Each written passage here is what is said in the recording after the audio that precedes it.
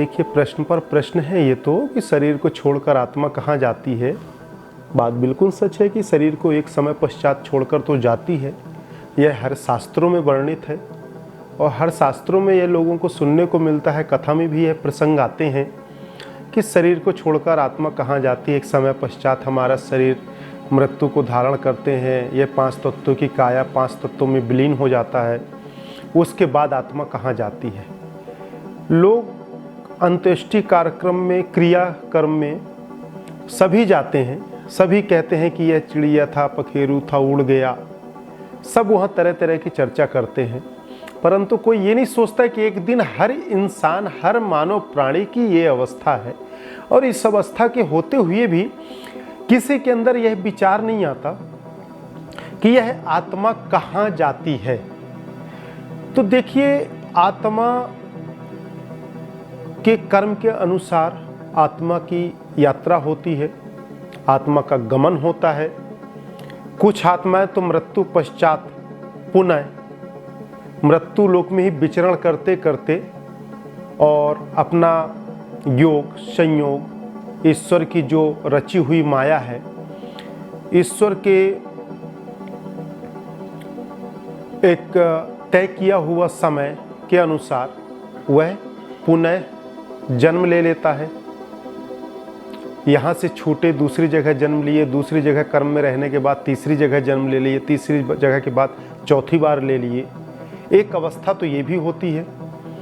दूसरी अवस्था ये भी होती है कि जिनकी अकाल मृत्यु की घटना होती है, उस अवस्था में यदि शरीर से आत्मा निकलती है तो एक समय पश्चात तक, जब तक उनकी आयु अवस्था होती है, उस अवस्था तक वह मृत्यु लोक में ही विचरण करती रहती है, या कह लें कि भटकती रहती है। फिर एक समय पश्चात कर्म के अनुसार उसे देवलोक का गमन होता है। देवलोक गमन के बाद कर्म के अनुसार स्वर्ग नरक भोगती है। उसके बाद फिर समय पश्चात वह मृत्यु लोक आकर पुनर् एक कर्म की दुनिया में शिशु के रूप में अवतरित होकर फिर एक कर्म में आ जाती है। तो यह भी एक दूसरा है। तीसरा, हमारे शास्त्र, हम सत्संग में हमेशा यह ज्ञान पाते हैं कि हमें अच्छा कर्म करना चाहिए। यदि हम अच्छा कर्म करते हैं तो इस कर्म के कारण हमें अच्छे लोगों का, अच्छे स्थानों की प्राप्ति होती है देवलोकों में।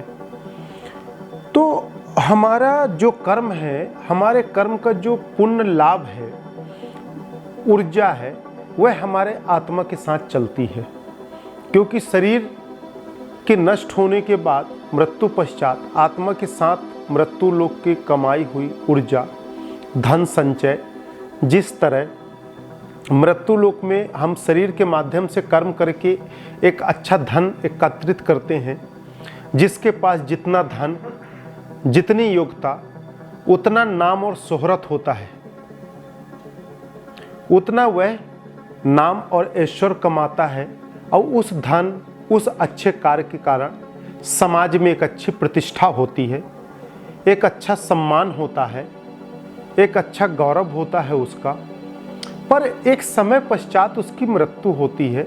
उस वक्त उसका धन, उसका सांसारिक सम्मान, सांसारिक अर्जित किया हुआ धन, समृद्धि, सारी चीज़ें यहाँ रह जाती है।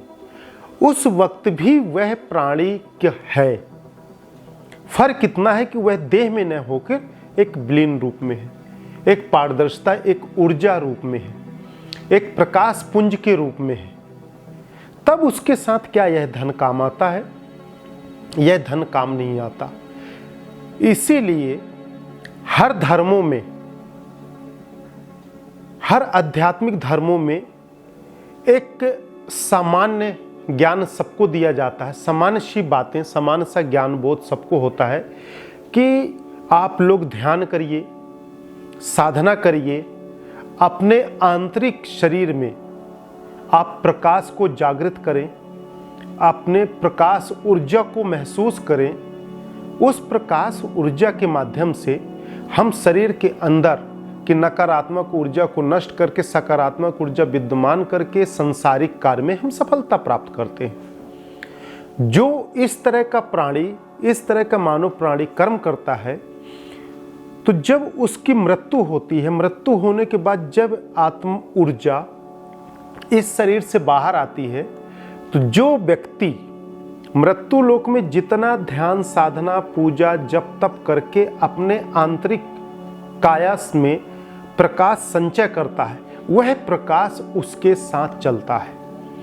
और जिसके साथ जितना ज्यादा प्रकाश, जितना ज्यादा ऊर्जा, उतना वह शक्तिशाली प्रकाश पुंज में रहता है।